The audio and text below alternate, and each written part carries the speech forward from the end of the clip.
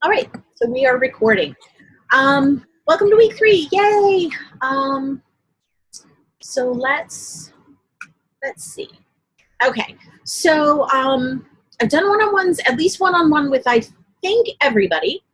No, there's one person, but we're going back and forth. So everybody here, if you haven't had your second week, I mean, everybody here is literally 2 people, but if you're watching this later, if you haven't had your second one-on-one call, hit me up. We'll make a time, either a special time so that you have 2 in a week, or we'll double up the times back to back or something. We'll figure something out so that we can get you all caught up, because the autoresponder week is pretty important. We do a lot of kind of one-on-one feedback. I've had a surprising number of people this month who kind of already have it really well in hand, which is awesome. People who are showing up with autoresponders that like sort of already work pretty well, and I'm only having to like make suggestions about optimizing them, putting them in a different order, tweaking them this way or that. So like a lot of you are already doing a really awesome job. Good for you. And everybody who showed up with no autoresponders, that's fine too, because I love writing them. Or I love planning them, I guess. I don't love writing them so much.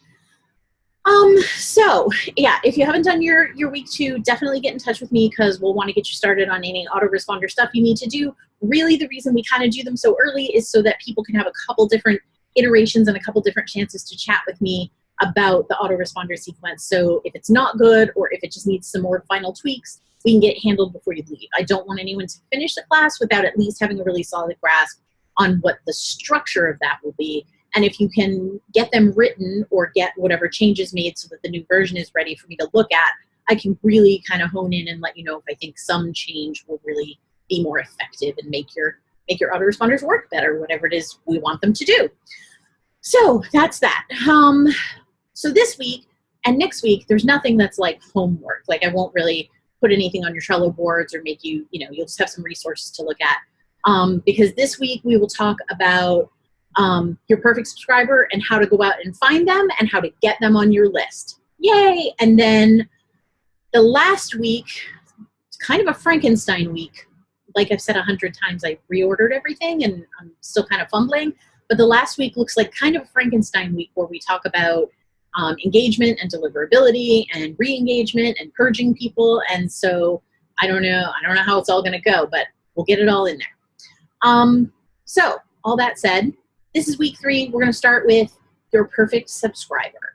So if anybody here has read the book, they've seen that like I like to build avatars for your perfect subscriber. And let me just run through that just for a second, why I do that. So I have people build subscriber avatars because I think that it's the best way for you as the writer of your autoresponders or your campaigns, the best way for you to speak to the people on the other end of that email in a really personal and authentic way. So that sounds a little crazy. We're going to make up a person that you can talk to, and that will make you seem more authentic. Like what could be less authentic, but there's a particular kind of stilted and sort of self-conscious tone about some people's emails when they are trying to talk to 1,000 people or 10,000 people. There's something, although I think by the time you get to 10,000, you're probably pretty good at email, so maybe you do this instinctively, but there's something stilted about it, and there's something a little, you just don't quite make that connection with people. Again, sounds totally counterintuitive.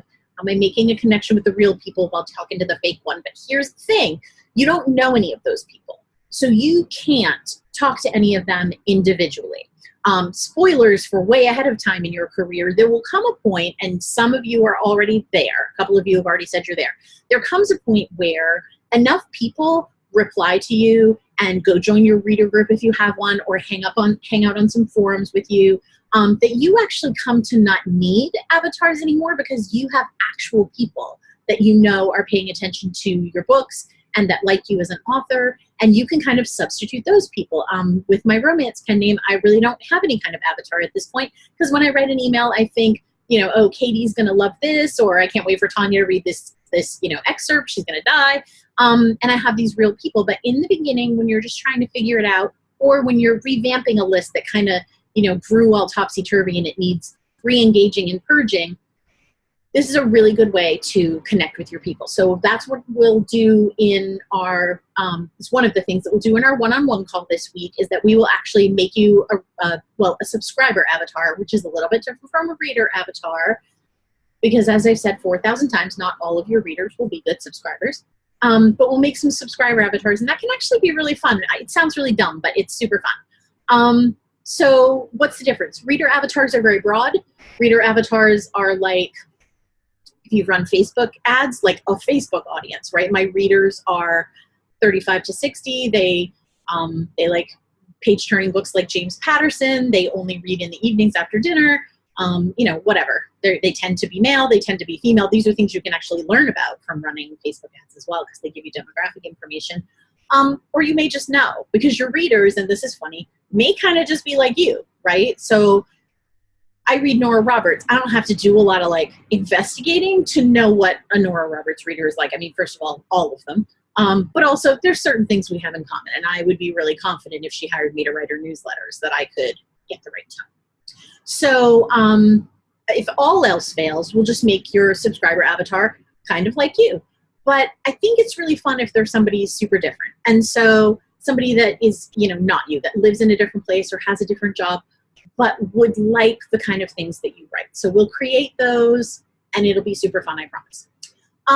So then what happens is that once you've got that in mind, a subscriber avatar or a few, you have to figure out where are the people that are like that going to be. Oh, let me backtrack for just 1 second. So the other reason that I don't know, harp on it so much about the avatars is because it will also help you with that thing that I'm always talking about, where you want the people on your list to be a specific kind of reader and a specific kind of fan.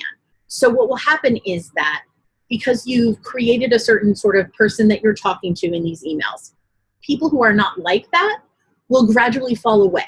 They will either not make it through onboarding, or after a few campaigns, they'll be like, I don't really care about getting this newsletter, which is fine on the way out.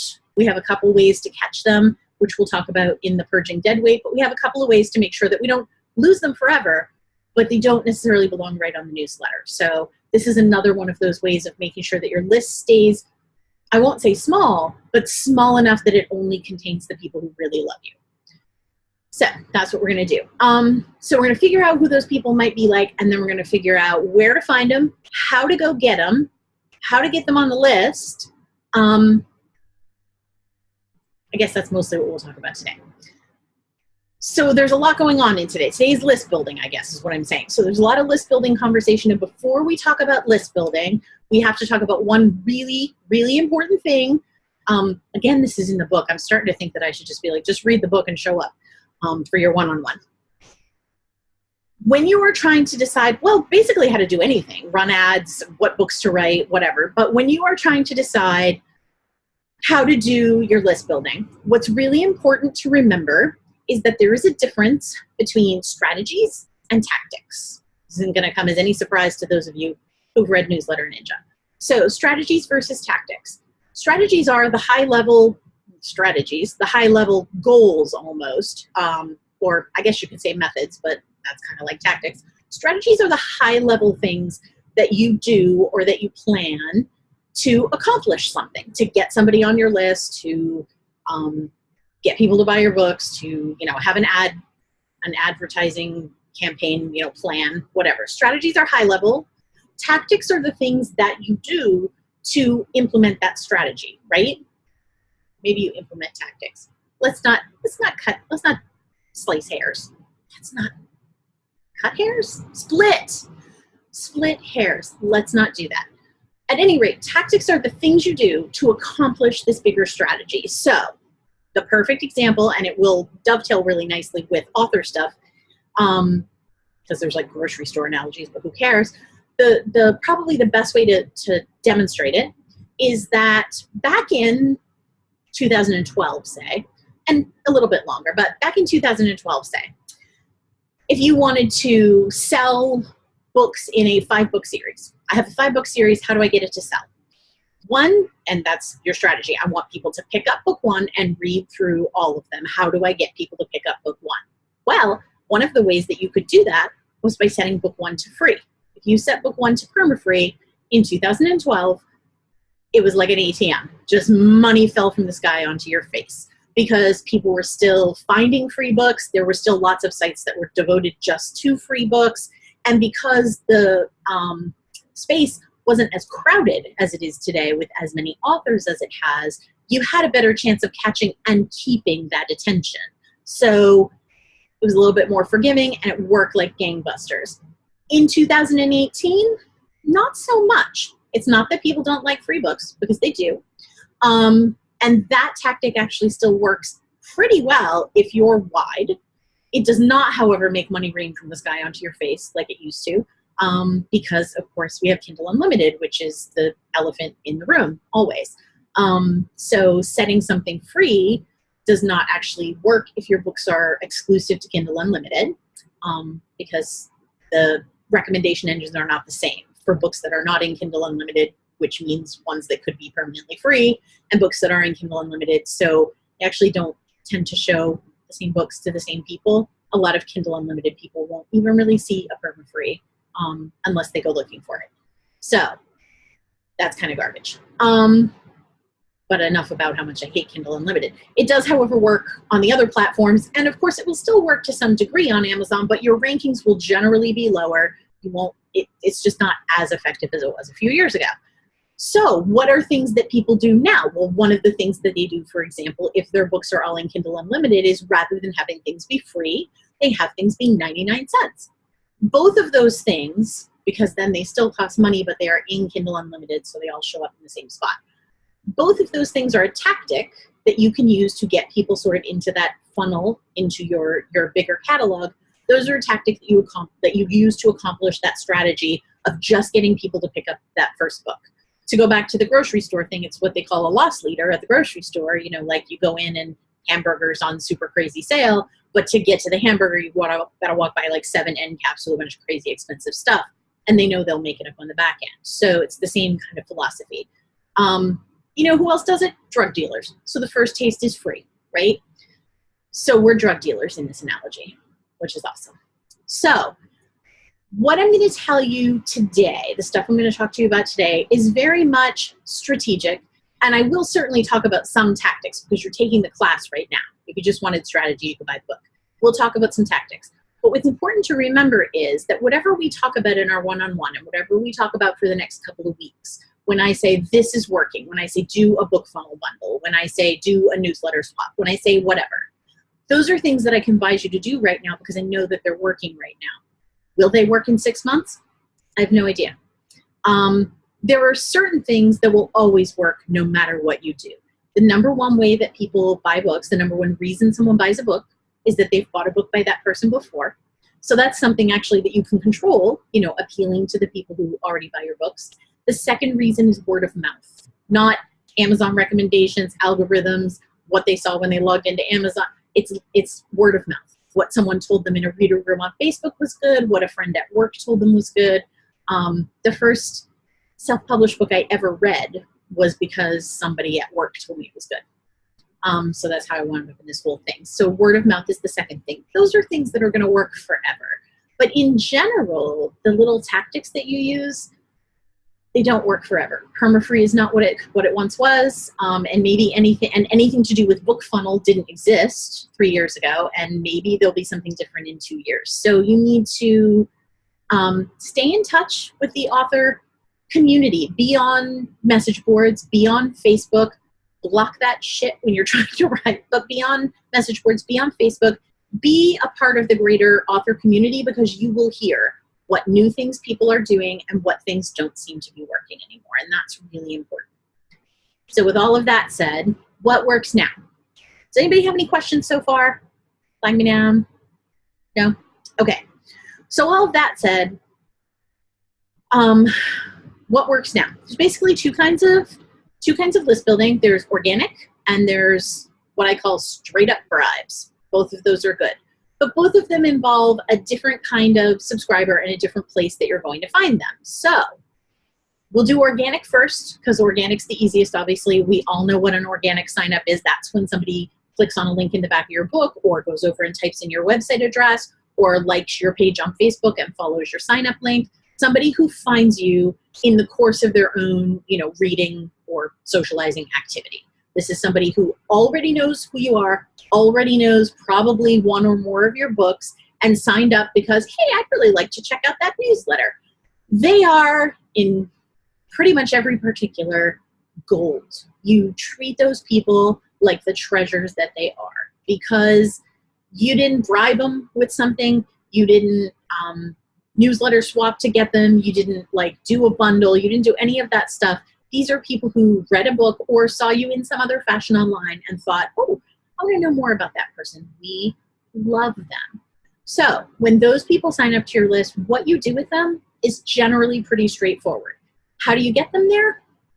Really just really standard ways. There are no tricks to this. You get them there by, number one, writing really awesome books, and then obviously in your calls to action, on your Facebook page, on your Twitter page, in your forum signatures if you hang out where readers are, any place that a reader, in the course of learning about you or reading your books, any place that a person's eyes might fall, you want to link to that newsletter. Sign up here to learn more about my books. Sign up here to find out when the next book is out. Sign up here because I give away really cool swag, whatever it is that you want to do, however you want to entice them on. But these are people who have seen you.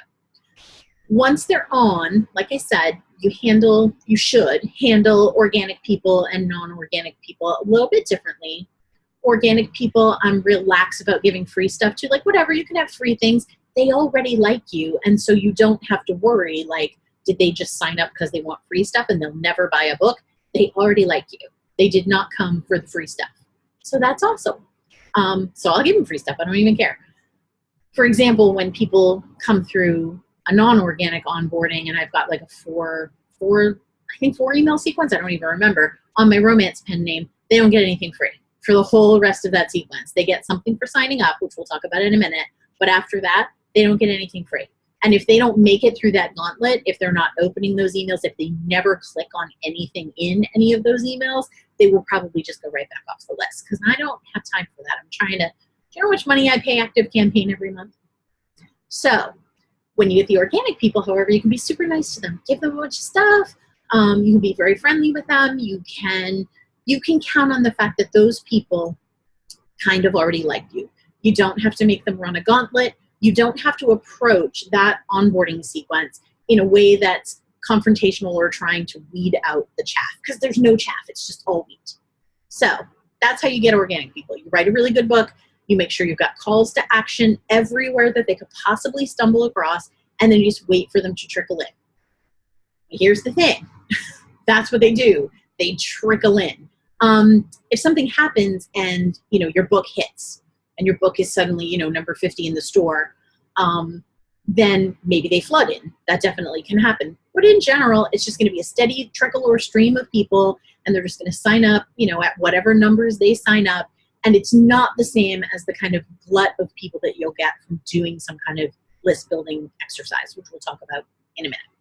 So those organic people come on, you get them onboarded, just basically, hey, it's me. Thanks for joining. Here's some other information about me. But like I said, they already like you. You do not have to win them over, vet them. We love them, and we love them from go. If you have software that will allow you to do it, and I think everybody should be able to do it one way or another. It depends on what the mailing list software calls it, but you should be able to segment or group or tag people as they join. And if somebody joins from a website link or a Facebook link, know where your signups are happening, so that the organic ones get a tag when they come in that says where they came from. So website, or Facebook, or signature link, which you could just use for anywhere that you might have a signature, or a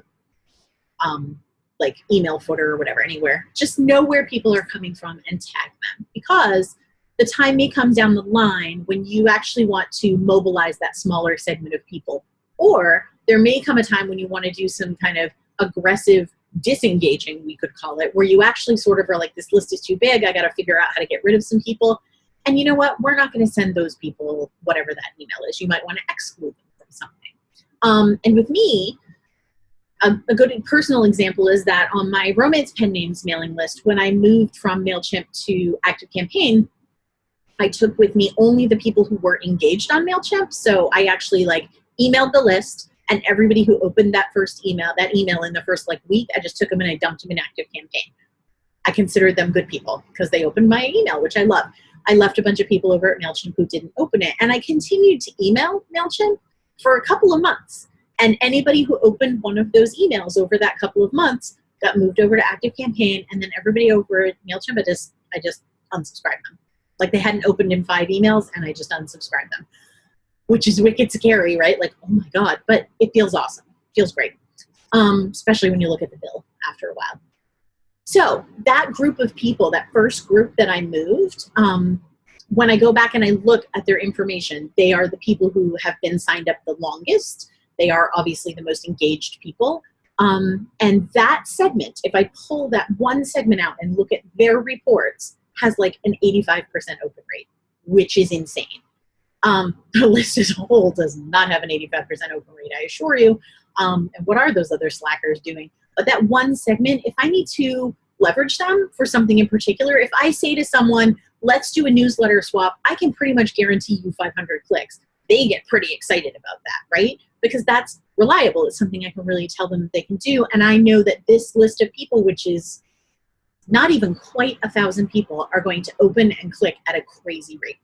So, and the example I give in the book is when I needed to start up my new reader group on Facebook because I lost my old reader group. I just went to the list and I emailed these, this core group of people and said, come and join me. And that's how I started the new reader group, without, I didn't want to have one with 5 people in it, 2 of whom would be me. So treat your organic people great. And you can, like I said, leverage them. You can mobilize them to do something. You can ask them. Reviews actually is another good thing. So if I'm about to apply for a BookBub, I'm always about to apply for a BookBub, but if I'm about to apply for a BookBub and a book doesn't seem to have gotten reviews lately, I will email that segment of the list and say, hey guys, I'm going to be trying to get an ad on this book and it would look good if it had some recent reviews. And so over they go, and I've got 5 reviews that day. That helps a lot. That's awesome. If these numbers sound really small, this is your lesson not to be disappointed. Yes, when I email 950 people or whatever and I get 5 reviews out of it, I'm like, what are you people doing? But that's kind of just the nature of the beast, and that's the way it goes. The fact that of those 950 people, like 800 of them opened it, I'm perfectly happy with that. That's awesome. Because they will open other things that I send them, and they will eventually buy my books, which is really cool. So that's the organic people. Does anybody have any questions about organic? It can be a little like, oh, I just wait for them to sign up, or like you might not make sense to you, something weird. Everyone's good. Okay. So then we move on to the non-organic people, the people that, let's be honest, we're just bribing them to be on the list. These are people who have probably never heard of you. And that's why when we talked about reader magnets, I actually can't remember how much we've talked about reader magnets. For the 100th time, I curse myself for moving stuff around. When we talk about reader magnets, one of the things that we want to think about when we're making a reader magnet or when we're deciding what to use as a reader magnet is, does this person have to already know who I am to want to download and read this? Because reader magnets that rely on some knowledge of the book, an epilogue or a prequel that they'd only be interested if they knew who was in the people in the story already, a side story that takes place during the course of the book would probably only be interesting to people who already had read your books and knew who you were. For total strangers, you need something that's going to stand alone on its own. You need basically what I call, you need to be able to get cold leads. So you need to be able to just, people who've never even heard of you before will see this in a Facebook ad, a book funnel bundle, someone else's newsletter, wherever it is that these things are, and they will say, oh, that looks like something I might like, and they will go and they will download it for free. This is your reader magnet, what I call a cookie.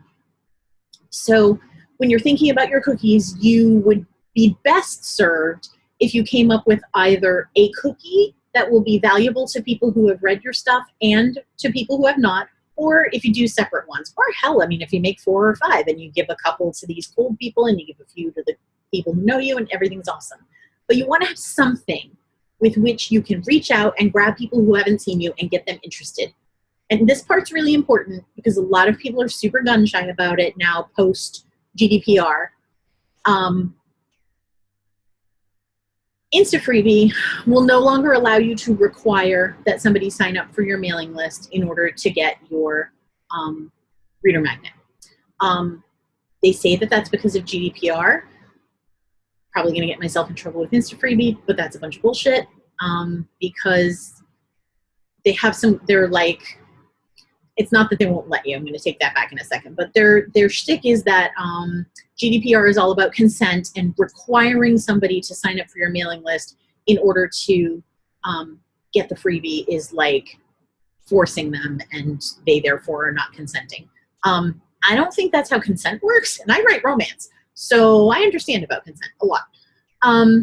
But, and here's the important thing about the InstaFreebie thing, I misspoke and said they won't let you. It's not that they won't let you. If you require people to check the box to sign up for your mailing list before they can get your reader magnet, InstaFreebie won't promote you.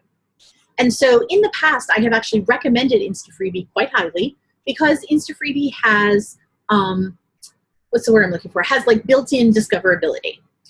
It is the lamest, Tracy, like seriously. And they were all like, it's because of GDPR. And I was like, if it was illegal under GDPR, you wouldn't let us do it. You wouldn't just penalize us and not promote us. InstaFreebie used to have, well, it still has, but has kind of some built-in discoverability. People actually go to InstaFreebie, like readers, go to InstaFreebie and they browse around to find something free to read.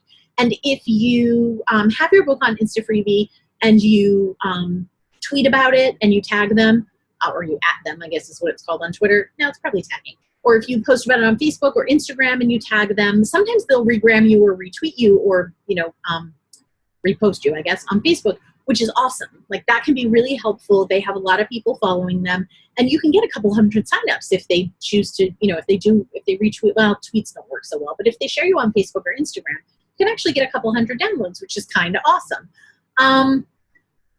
But it's not so awesome if you're not requiring an email sign up, because what has to happen is somebody has to download it. They have to actually read it. And I don't know about you guys, but I have a lot of free shit on my Kindle that I have not gotten around to reading. So they have to download it. They have to actually read it. And then at the end of that novella or whatever it is, you have to convert them to a subscriber. And that's hard. Like that conversion is hard. It's a lot easier at the moment that you're handing over the free thing to say, I need your email address too. That makes perfect sense to me. And again, that language about consent is a bunch of BS. When people say, okay, I will give you this thing in exchange for this other thing, that is consent. In fact, I think it's capitalism, I think is what it's called. So, or barter. So we're good. BookFunnel is the other thing that I recommend. I've always kind of recommended it more highly, and now I really do. BookFunnel is not reader facing at all. Readers can't go to BookFunnel and browse for stuff. Readers only show up on BookFunnel to get something if you've sent them a link to go do that. So they're very author-centric. They're very much all about figuring out how best to build your mailing list, and they integrate with a lot of stuff, which is really cool. You don't have to go download spreadsheets if you're on any of the biggies like MailerLite, MailChimp, ActiveCampaign. I think they integrate with Drift now. So like what will happen is someone downloads your thing from BookFunnel and the name just falls onto your list magically, which is awesome. You used to have to go download spreadsheets and then add them, and it was a pain in the neck. So that's two things that you can use to get your reader magnets into people's hands that you would want to have a cold, a reader magnet that cold leads could read. Facebook ads would be another great example. I actually find it fairly hard to sell books on Facebook, or I should say more accurately, I find it hard to run ads on Facebook that get a really good ROI. As an aside, because this is not about Facebook ads, but if you do run, well, Facebook or BookBub or AMS ads, you should really pick up Michael Cooper's book. It's called Help My Facebook Ads Suck. So it has really good information about Facebook ads. Michael and I disagree on a couple of things, but largely we agree on everything. It's very sharp.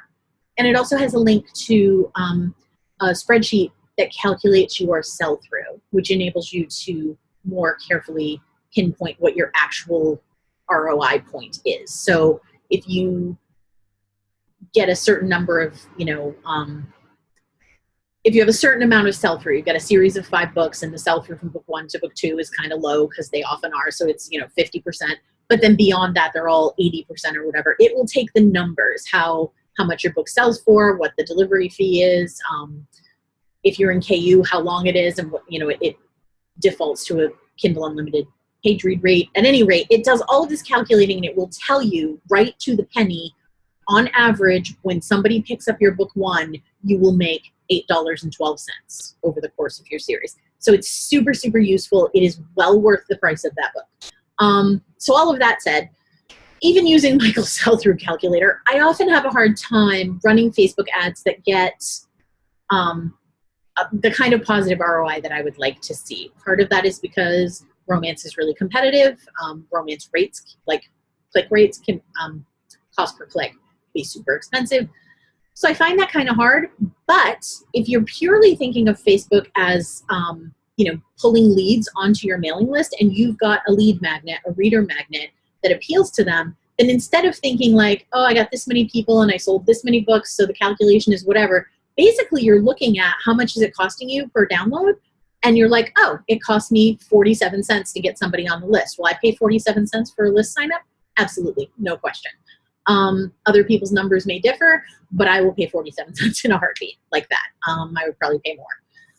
And only you can figure that out. That's going to be something that comes from how effective your list is, which after this class we hope more effective.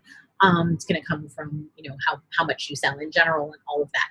But you can decide what would be a good return on that, and you can use Facebook ads to get people onto the list just by advertising your reader magnet. So here's a novella about whatever.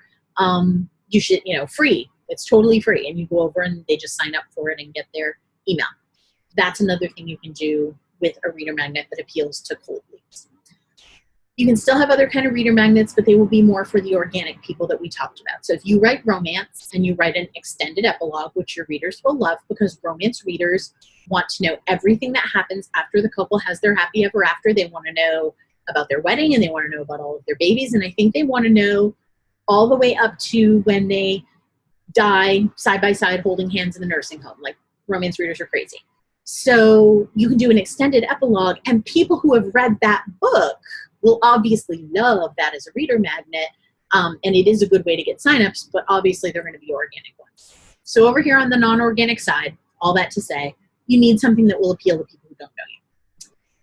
So BookFunnel did a really awesome series on this, so I'm not going to reinvent the wheel there, where they talked about prequels, sequels, serials, short stories. I can't even remember what all. And I'll put a link to that in the forum. And it's really good. You should check it out. It's really good stuff. Super, super useful. So yeah, so that's that. Hang on, let me look at my notes about straight up bribes. Oh, okay. Here's the other thing about mailing list bribes for, bribes are obviously for cold people. The really important thing is, you'll notice that all of this talking I've been doing, you can get them to download your reader magnet on Facebook. You can get them, you can do a BookFunnel bundle. We'll talk specifically about the tactics in a minute. But you can do all this cool stuff with BookFunnel. You can do all these cool cross promotions. All of that seems to hinge around the idea that you're giving somebody like a book or a story or something. Yes, and here is why. The people that you bribe onto the list, you want them to meet certain criteria. And one of those criteria would be they like to read things. Like, that's kind of a no-brainer, right?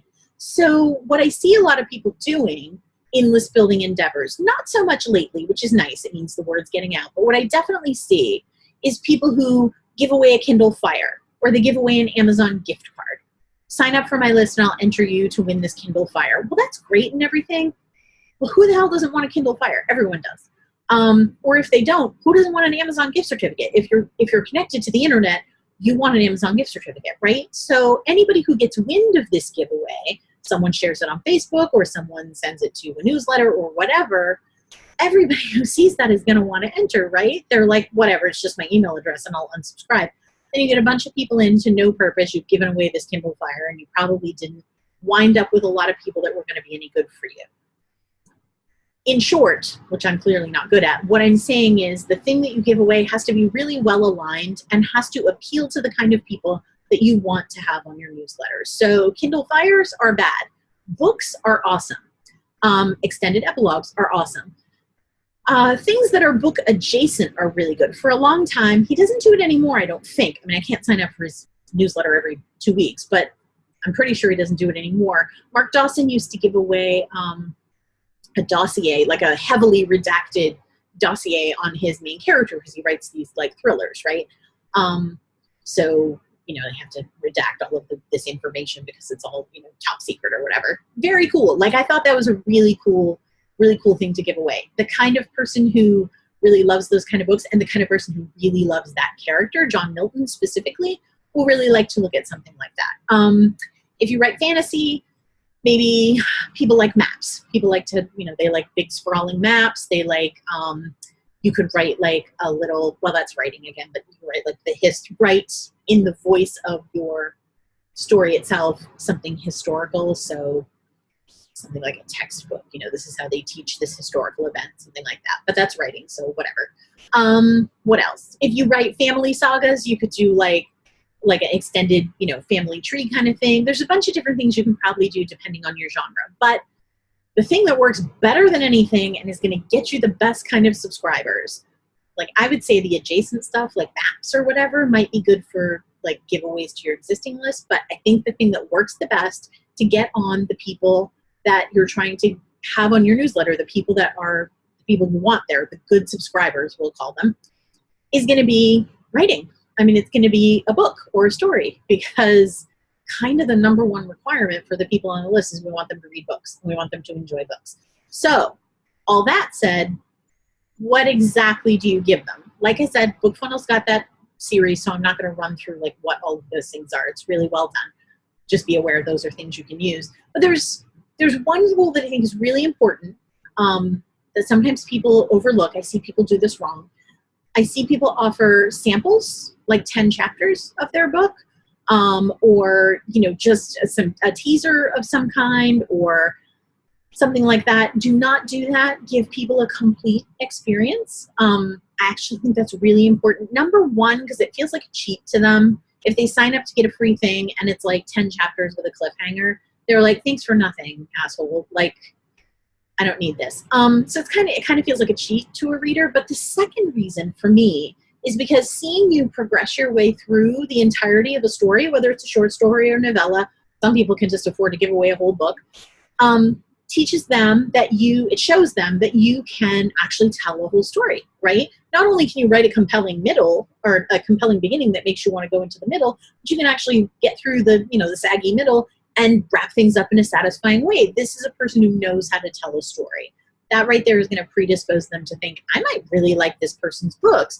Whereas if you just gave them 4 chapters, even if those 4 chapters are good, like, are they really good? Like, eh. So give them a complete experience and they will definitely thank you for it. So I guess we're moving into what should you bribe them with.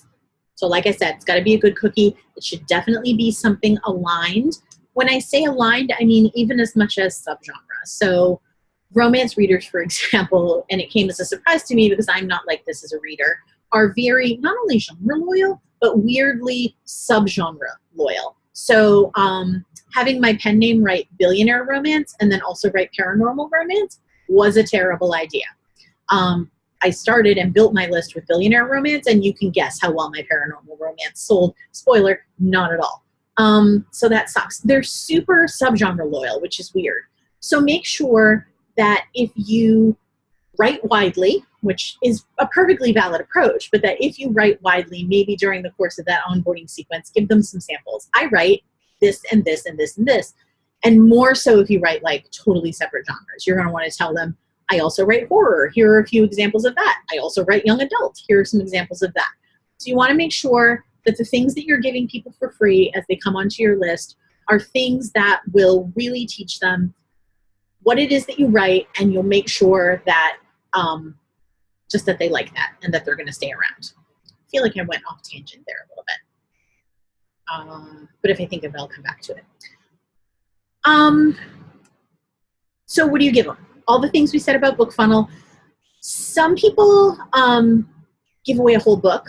That's valid, certainly. I would, if you have enough books and you don't care about the money, that would be totally fine. I would say make sure that that book is a standalone, something that is not part of a series that you've written. So if you're like the only thing you have is a series or two separate series, don't give your book one away to your mailing list. And I'll tell you why.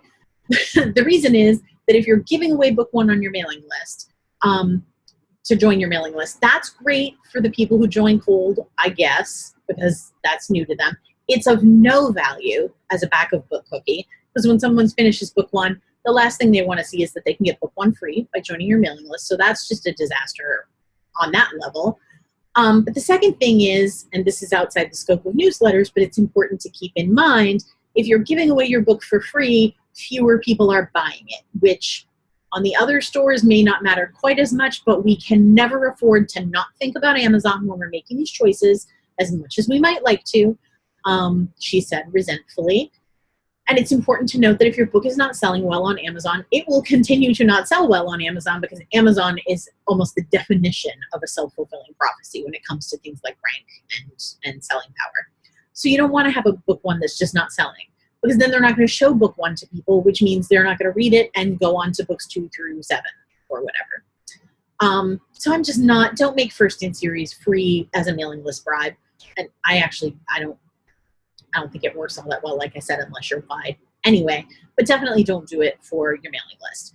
Some people, if you read book one, the call to action at the back of book one will give away book 2 for free. And that sounds amazing. That's like, oh, what a great plan. They get a whole book. I don't have to worry about, the whole book one algorithm problem. But here's the problem there. I mean, again, some people don't want to give away a whole book because they'd rather make the money, and that's totally valid. But even if you don't care about that and you just want to give away that book, the problem again arises over on Amazon, where they see that people buy your book one and nobody goes through and buys your book 2. If there's no sell-through from book 1 to book 2, do you think that Amazon shows people your book 2? They don't. They absolutely don't. There's 100 million other book 2s or book 1s that they can show instead. And if they see that a bunch of people buy your first book and nobody buys your second, you're dead in the water. So in general, if you're going to give away a whole book, make it something that can stand alone. I think that's really, really important.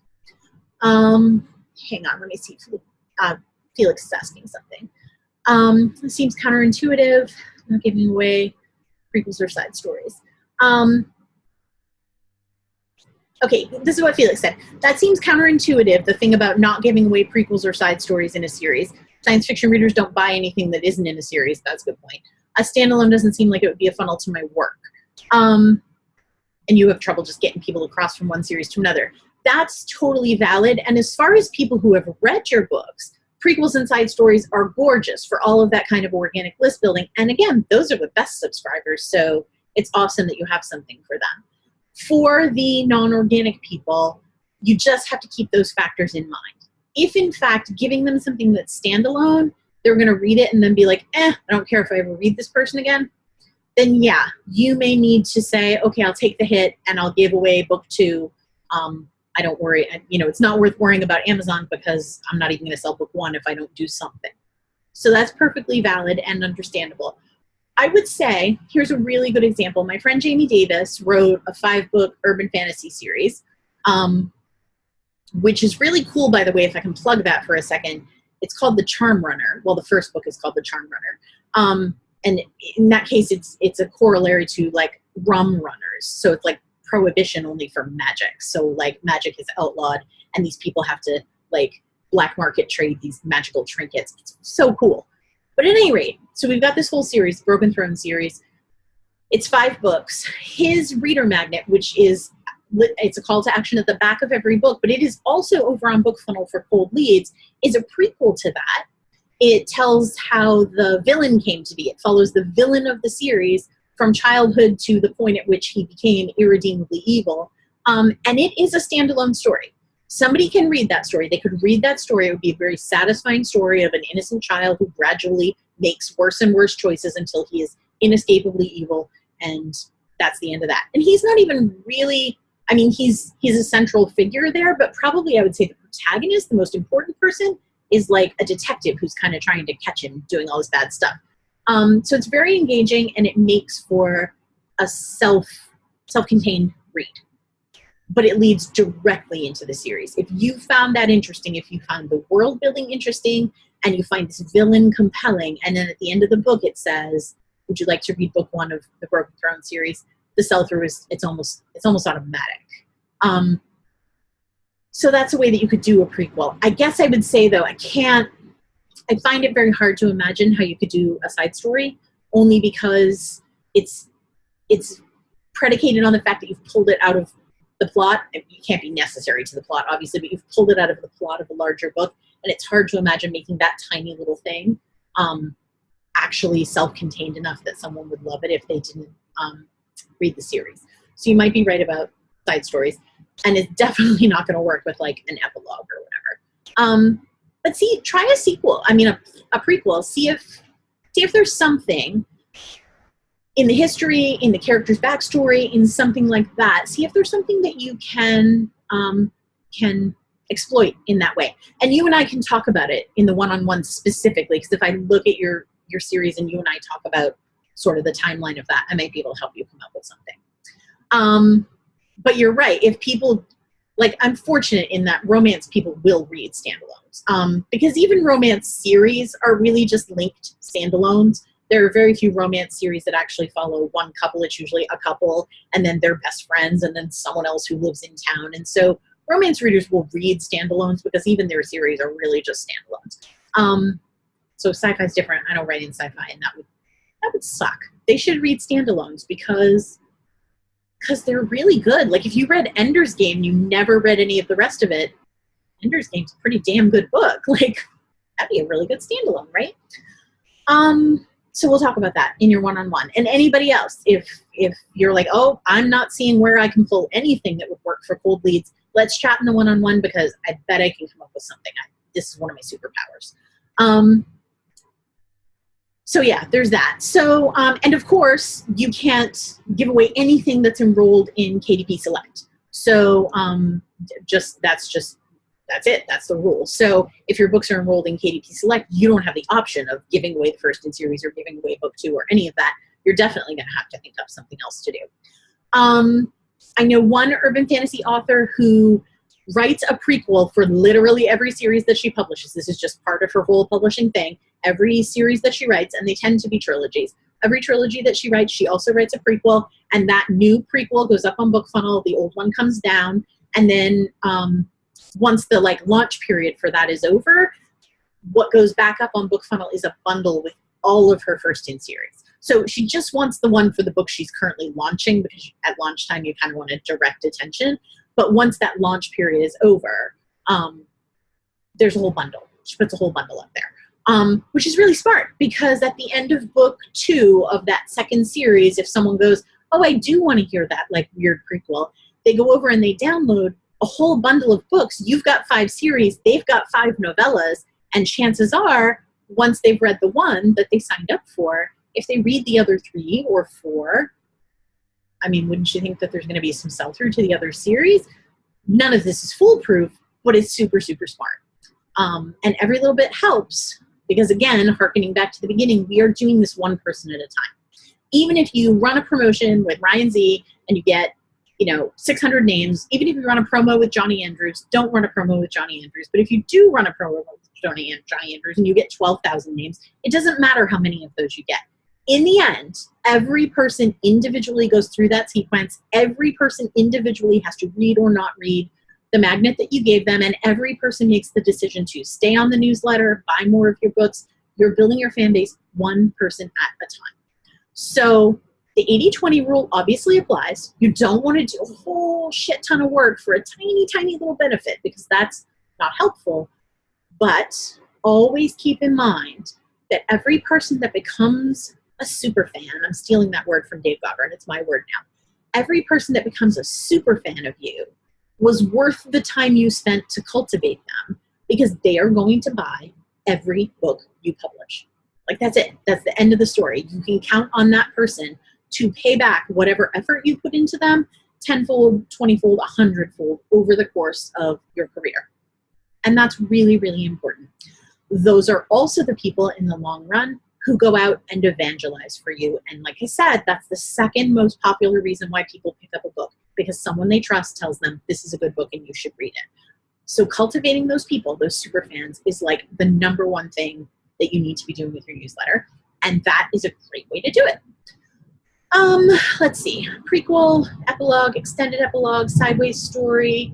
Oh, you can do this, but you have to be careful. Another thing that's helpful, BookFunnel talks about giving away, in the links that I'll give you, they talk about giving away an entire serial, which is super, super smart. I do not have enough books currently in my romance pen name to give away my entire serial, because my entire serial bundle is like 1/3 of my catalog. So, no, 1/4 of my catalog. So I don't give away my whole serial. But I do give away the first episode of that serial, and I made really sure that that first episode was self-contained. If you want to read about a billionaire and a sexy lady having an interlude in a limousine and then you don't want to read anymore, hey, that's fine. It's a good story. But you can leave it at the end and walk away. My hope, of course, is that people will be like, I want to know more about these guys. And they will go on to read the serial. And that's fine. They can go buy the bundle. It's not very expensive. That's awesome. So you can definitely either deliver a whole serial over the course of your onboarding, or down the road you can just deliver it to your list. But you also can offer as a sign-up bonus just the beginning of a serial story. But you have to be sure that if somebody never wanted to read another bit, that would be a satisfying experience for them. Because again, we don't want cliffhangers, and we don't want to leave people wondering if we even know how to tell a complete story arc. So I think that that's really important. And I don't think that people could even necessarily articulate that. Like, oh, I didn't pick up anything after that because I didn't feel she could complete the story arc. Like, nobody's going to say that. But human beings understand story, and when they get to the end of something and it's not an actual wrap-up and an ending in the way that a story ought to be, readers feel that, and that's a story they didn't like. That's what they would say. I didn't really like it. I didn't really care for it. I didn't want to read more. So keep that in mind too. Back to the whole complete experience thing. Definitely make sure. And just be asking yourself questions as you're auditioning reader magnets or looking through your catalog to see what might already be there, or planning what you might write. A lot of people end up writing a reader magnet from here. Evan, I know, wrote one. A lot of people end up writing their reader magnet during this class, which is totally fine, and I'm happy to take a look at it. You want to ask yourself, how does this lead into my catalog? Will it make people want to read more? Does it make sense out of context? Obviously, like, you don't want something. I think a sideways story is almost never going to make sense out of context. Someone's going to prove me wrong one of these days. One of these days, one of my students is going to be like, here's a side story, and they'll probably be right, but I can't conceive of one off the top of my head. Does it make sense out of context, or does it need other things to give it context before someone could enjoy it? And also, keep spoilers in mind. Some people are super anti-spoiler. So if you're going to use, if you're going to have a reader magnet of some sort that takes place, say, in the same world as your series of 6, romances that are all in the same small town. So you've got a reader magnet for that. Obviously, everybody who reads a romance knows that the couple winds up together at the end. That is not a spoiler. If anybody ever says to you, oh, you spoiled it, they don't understand romance. We all know that going into a romance. But in your reader magnet, don't, for example, give away something that's a really important plot element, like if there was a surprise, if there was an unexpected pregnancy, if he won her back after whatever in some really spectacular fashion. Like, just be aware of spoilers, because readers really like to discover the surprises as they read a book, and you'll undercut yourself a little bit. There are readers who don't care about spoilers. There are readers who read the last page first. Have you ever heard of these people? I didn't know these people existed until I got on the internet. And now I see them everywhere. People are always typing that in readers groups I'm in. Oh, I always read the last page first. And I'm like, what kind of weirdo are you?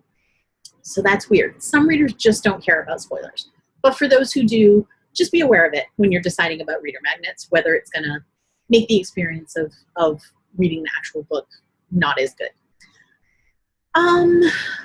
So yeah, cold cookies. Consider things other than books. Set a cookie for each series. Oh, and if you write a cookie, you've got something up there. It's a prequel to your first series. So you've got that up there. And then over the course of writing your next series, you write a really kick-ass whatever, prequel or something. We'll just go with prequels. because it works pretty well. When you decide like, oh, I'm going to use this as a reader magnet, and you put it up there, go ahead and take your old reader magnet. I mean, not your old reader magnet, sorry. Go ahead and take that same reader magnet and drop it on your existing list, because they haven't seen it yet. You just wrote it fresh for all the new subscribers, but you've got all those old subscribers and they haven't seen it. So that's a really cool way to make people on your list happy and make them want to stick around, because, oh, Tracy just drops a cool thing on us every once in a while, and it's a cool story and I don't have to pay for it. And all of that is amazing, right? And plus, I mean, be good to them. They've been with you all this time. They're the ones who didn't unsubscribe. So rather than focus so much on how can I get new people with this magnet, remember to be nice to the people you've already got. We treat them like gold. And once people have made it through your onboarding, even the non-organic people, we can consider them pretty good subscribers too. I recommend always knowing who the organic ones were.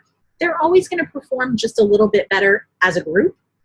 But some of those people who come in the other way will become those super fans that I'm talking about. Now, if you parsed out, here's all my organic people, here's all my non-organic people, this group is going to have a better open rate, it's going to have a better click rate, they're going to be more likely to reply in aggregate. But you will have, you know, dotted around in this other segment of people, you will have people who are every bit as devoted to you as those people. So it's really important to be able to parse them out. And I actually try to go through the non-organic people from time to time, look at open rates, look at like who's opened, you know, all 5 of the last 5 emails, for example. And then I will tag those people as like engaged. I mean, obviously if they're on the list, they're engaged, but if they're tagged engaged, that means that I have noted that they are exceptionally good subscribers and that they're really paying attention to what I'm doing. I tag everything. So I think we talked about this last week when we talked about the sign up process. Just tag freaking everything. Even if you think you're not going to need it, it doesn't hurt, and down the road you might want it. And I don't even want to tell you how much time I've spent going behind after I sent an email to figure out who clicked on a specific link and put them all in some kind of segment so that I know. Just tag everything. You never know what you're going to need. So what was I saying? Oh yeah, so if you write a new cookie, make sure that you drop it on the people that you've got now. Because yeah, you want to attract new people to your list, but never ever forget that we love the ones that are there. So I think that's everything. I just want to double check my notes real quick. Give away a whole book. Give away a book 2. Good cookie. What makes a good cookie? Through a rigorous onboarding sequence. Oh yeah, let me touch just a little bit more before I let you go, because I do think, yeah, I pretty much I've got through everything. We were light on your perfect subscriber, but that's because we're gonna do it in one-on-ones. So let me just touch on this one last thing, and then I will let you go. Where did it go? It was right in front of me just a second ago. Cookie, the complete experience. Oh yeah, let me touch on the differences in onboarding by giving you like some more concrete examples about it. So I said we would onboard, Tracy, you said why in big letters and I don't know what it was for. I was just, I was commenting in general on why anyone would read the last page of a book first. I think they have instant gratification issues. I do not get those people. I think that maybe they've had bad experiences with stories not ending well, or like, you know, somebody died. Like, I don't know, but I think they've had bad experiences and they're just trying to make sure those bad experiences don't happen. I don't know. But yeah, I am so like sensitive about spoilers, and I can certainly enjoy things even if they've been spoiled for me. But because I love the process of experiencing things, if I really care about something, I'll try very hard not to get spoilers. I don't think I went on the internet for the whole week before I saw Infinity War. Like I was just like, nope, not doing it. I mean, I don't want to know. I didn't go on Facebook. I didn't go to like Google's always trying to serve me stuff about superhero movies, and I was like, nope. I don't want to see it.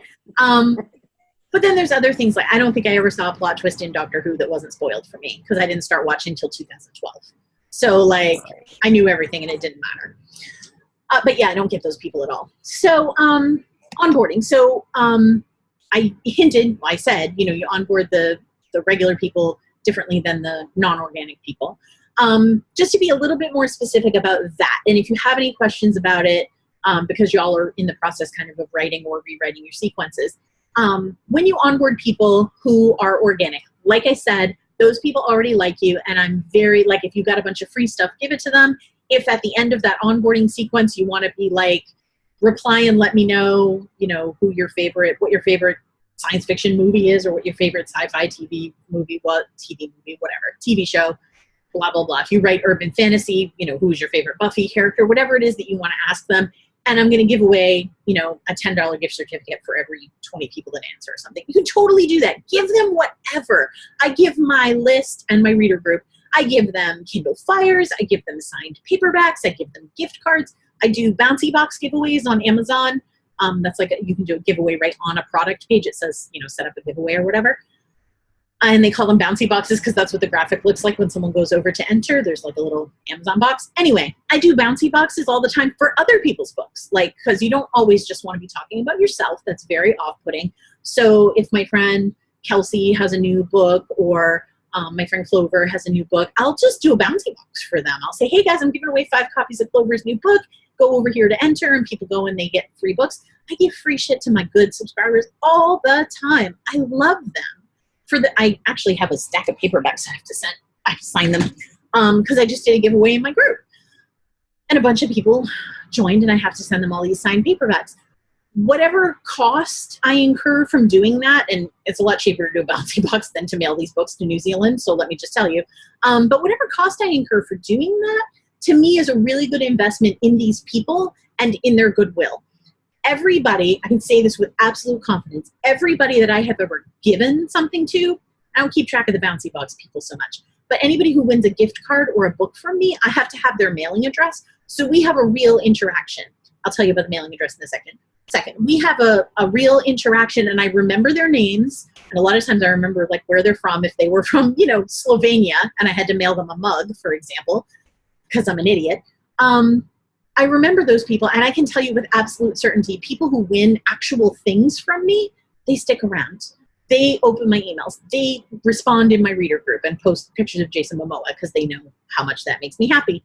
Those people really are fans for life. So it cost me $20 to send a paperback to England. Whatever. It's fine. It's totally fine. So I give them free stuff all the time. I consider that a really good investment, and it's paid back. I really do think it's paid back many times over. By the things that they do in terms of buying and reading my books, but also in terms of, I know they recommend me in other groups. Authors will report back sometimes like, hey, someone was talking about you in my group. Totally worth it. Over here on the non-organic side, they get nothing. So they get something for signing up. I bribe them to come on. Absolutely. I have no problem with that. Here's a free story. Here's the beginning of my serial. Here's a side story, whatever.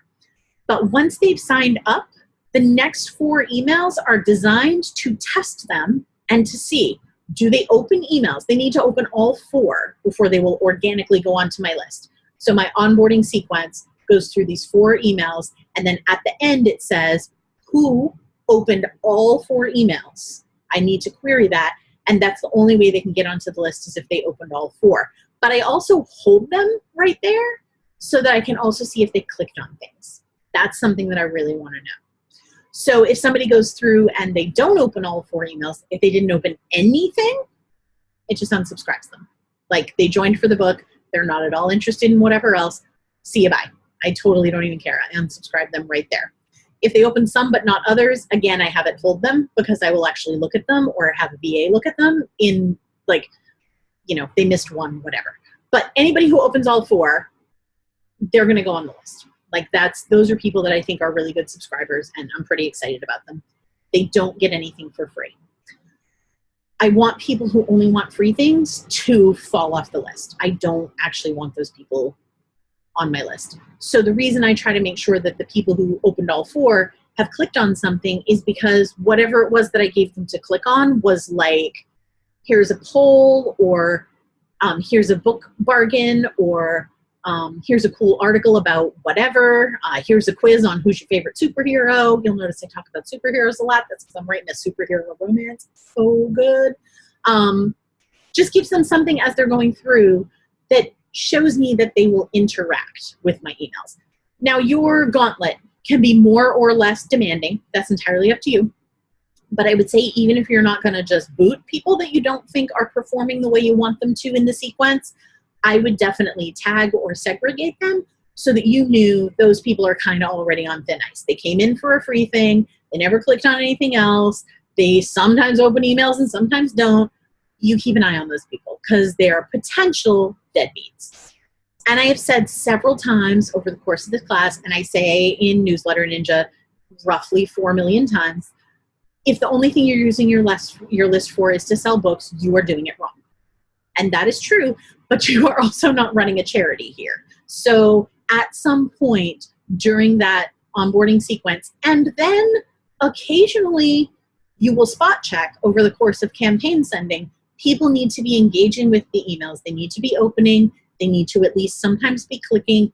It's super ideal if they are actually replying, but we'll talk about all of that in engagement next week. I call it the trifecta, and we'll devote a little time to that. But if they are not doing those things throughout the onboarding, you may just want to give them the boot. And I'm strongly believe don't give them anything free after the cookie. It just encourages them to stay and watch your subject lines to see if you're doing another giveaway. That's my opinion. We welcome yours. That's actually the tagline of a local commercial from when I was a little kid. So I'm betting literally nobody got that. Sorry. Does anybody have any questions about any of that? Any of the stuff I just talked about now? The bribing, the organic people, strategy versus tactics, any of that crap. I mean, any of that brilliant stuff. You can type. Nope, Tracy's good. Felix is good. Evan's good. We have a very small turnout tonight. So hopefully everybody's watching this later then. I do not have anybody who just hasn't shown up. So this is a very successful class for me. This is the first month where I haven't had at least one person who sent their money and then never even came, which is always super weird. Evan, I have your cookie, so I will look that over before you and I have our one-on-one, so don't schedule it for tomorrow because I got a thing I have to do. But so I will look at your cookie before we chat in our one-on-one. And Felix, we have a call tomorrow night, so I'll catch up with you then. Everybody else, schedule your one-on-ones if they're not already scheduled. Feel free to go ahead and schedule this week and next week. I mean, they're both available on the calendar. If you haven't already, go ahead and do that. If you don't get a reply from me that says the thing is approved, like there's a process where it says your thing is pending, and then in theory, I get an email and I answer that email and I go and I approve your spot. If you don't get an email saying that I've approved it, email me directly, like a few hours at least before your appointment. I check my email, unless I'm sleeping. I check my email every few hours, so that's fine. Because I've had some emails not coming through. I think I figured out why.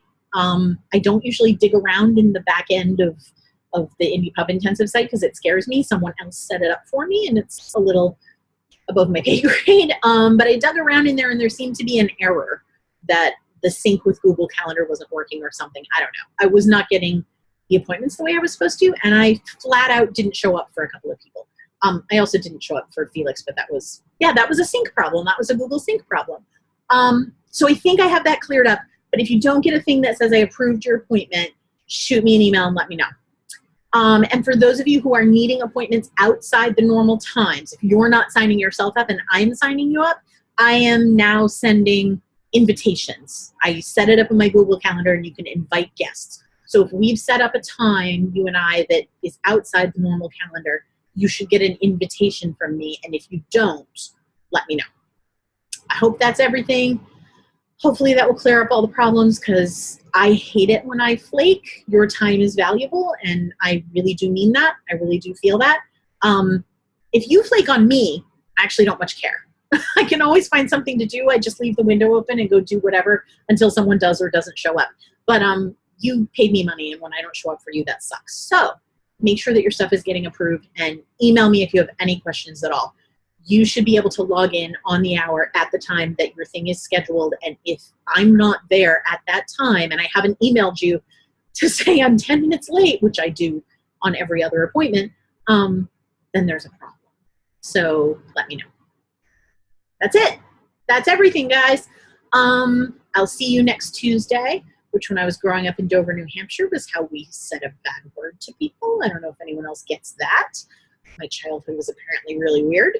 But I will see you guys all next Tuesday. I think it's at 5 or 5:30, but you should check the forum to be sure. If anybody's having any trouble, I was going to say if you're having trouble with the forum, but if you're having trouble with the forum, you didn't see this. So I'll send an email just to sweep up.